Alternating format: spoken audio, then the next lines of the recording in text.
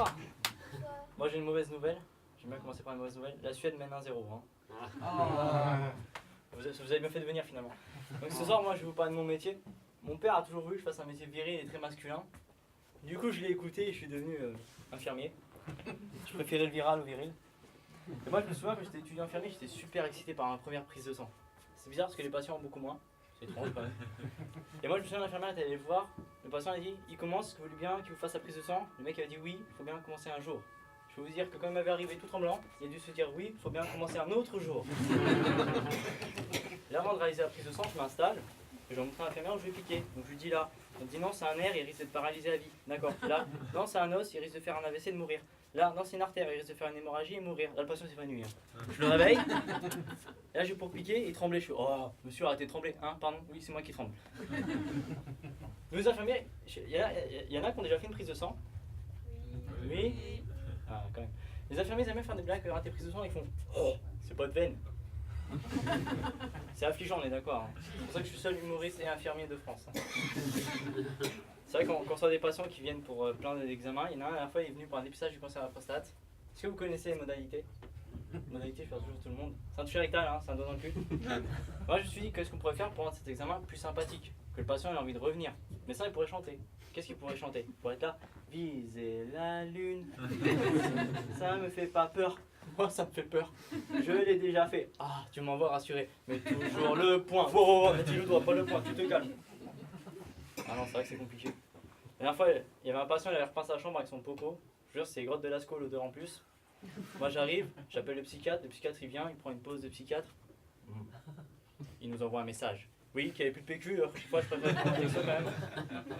Non, c'est vrai que les patients ils sont mignons, ils sont adorables. La dernière fois, il y avait un patient qui était comme ça. Je vais le voir, je lui dis, mais qu'est-ce que vous faites? Il dit, ah, je fais ce que m'a dit de faire le médecin. Qu'est-ce que vous a dit de faire le médecin? Il m'a dit, Roger, surtout, tu tiens le coup. J'aime beaucoup mon métier. D'ailleurs, il y a une expression, enfin un dicton chez nous que j'aime beaucoup, qui dit que si jamais si vous voyez une infirmière avec un thermomètre sur l'oreille, c'est que quelque part, il y a un patient avec un stylo dans le cul. Donc là, je vous ai parlé un peu de mon métier, je vous parle un peu de mes relations sentimentales. Je me confie ce soir. Moi, j'ai fait l'amour pour la première fois très tard. Hein. Il était 23h. Mais en fait, si j'ai fait l'amour très tard, c'est parce que j'attendais la bonne. Ça, c'est l'excuse qu'on sort quand on n'a pas réussi à pécho avant. Hein. Finalement, j'ai réussi à me faire la bonne à 21 ans, quand mes parents ont eu les moyens de l'engager. DSK a mis plus de temps hein, pour se faire la bonne. Vous vous rappelez de cette histoire de DSK au Sofitel? Ouais. Franchement, moi j'ai réagi comme tout le monde, je pense. On a entendu DSK agresser une femme de ménage. Je me suis imaginé la femme de ménage blonde, en soubrette, sexy. Je me suis dit, c'est possible, c'est probable. Après, j'ai vu la photo du machin.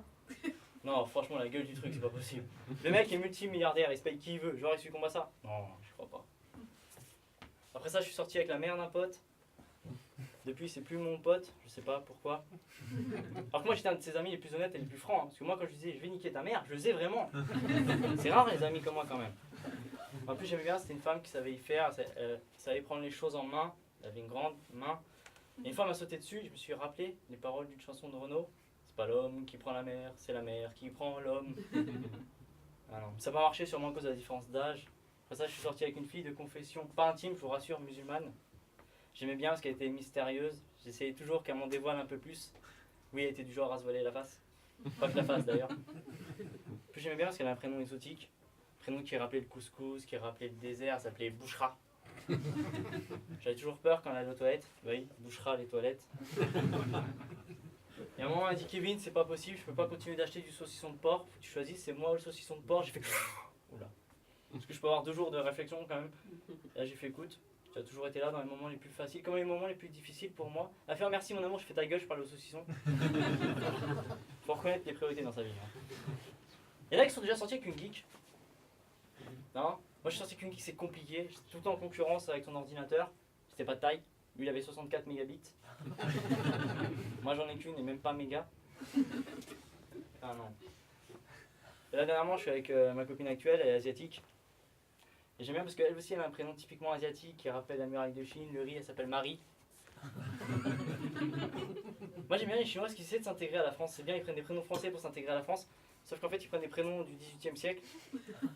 Léonard, William, Raymond, alors que maintenant on est au XXIe siècle, ils devraient s'appeler Nathan, Timéo, Mathéo, Mohamed. faut vivre avec son temps. Et moi je sais que son père il m'aime pas beaucoup, parce que je l'ai entendu quand on a commencé à sortir ensemble, elle l'a appelé, elle a prévenu, son père elle a fait non mais t'as pas besoin de sortir avec lui là, t'as déjà un papier. Parce qu'en fait son père il pense que je suis un médecin raté comme je suis infirmier. Alors que pas du tout, infirmier ça a été un choix réfléchi, c'est pas un choix par défaut, c'est un choix que j'ai vraiment réfléchi. Après avoir raté médecine, mais voilà quand même. Ah non. Je peux vous dire, en plus, elle a du caractère, elle est directive. On peut dire qu'elle me mène à la baguette. Elle m'a appris un proverbe chinois dernièrement que j'aime beaucoup, qui correspond un peu à chez nous, on n'a pas de bras, pas de chocolat. Chez eux, ils ont pas de bol, pas de riz. Ah non. Non, c'est vrai que c'est... Je suis content quand même d'être avec elle, c'est sympa. La dernière fois, je suis rentré à la maison, il y avait un petit chaton tout mignon. Du coup, je l'ai pris avec moi, il était vraiment trop mignon, je l'ai ramené à la maison. Elle l'a vu, elle a fait « Attends, je vais préchauffer le four. » Je fais « Non, mais c'est pas pour manger. » Elle fait « Voilà, tout de suite, les Chinois, les clichés, on mange des chiens, des chats. Et ben sache pour ta gouverne que je mange pas de chats. » Mais le chien, oui. Ah non. En plus, c'était compliqué parce que moi, à la base, je voulais pas d'animaux. J'avais dit le seul animal que je tolère à l'appartement, c'est ta mère. Du coup, pour être cohérent, il a fallu que je le rende. Du coup, j'ai regardé pour appeler la SPA, donc j'ai composé le numéro. Là, ça sonne, ça décroche, ça fait « Allô, bonjour, j'écoute !» Pardon, j'ai fait un faux numéro. Là, je retape. Ça sonne. « Allô, bonjour, j'écoute !» Excusez-moi, je suis bien à la SPA. « Oui, oui, SPA, donnez, chien, chat, donnez, prends. » Oh, salaud, la technique pour récupérer du chien, du chat. Le chat, il m'a regardé, il a fait « Stop, fais pas ça, s'il te plaît, j'arrêterai de chier par terre, j'arrêterai de niquer quelqu'un, s'il te plaît, garde-moi. » Du coup, je l'ai gardé. Je me rappelle la première fois que on a fait l'amour avec ma copine, j'étais super content, je me suis mis tout nu, j'ai fait eh ouais, je suis pas chinois. Elle était là, elle était oh, je savais pas que t'avais des origines asiatiques. Il faisait froid. C'était un mois de juillet très froid. Voilà, bah j'ai fini.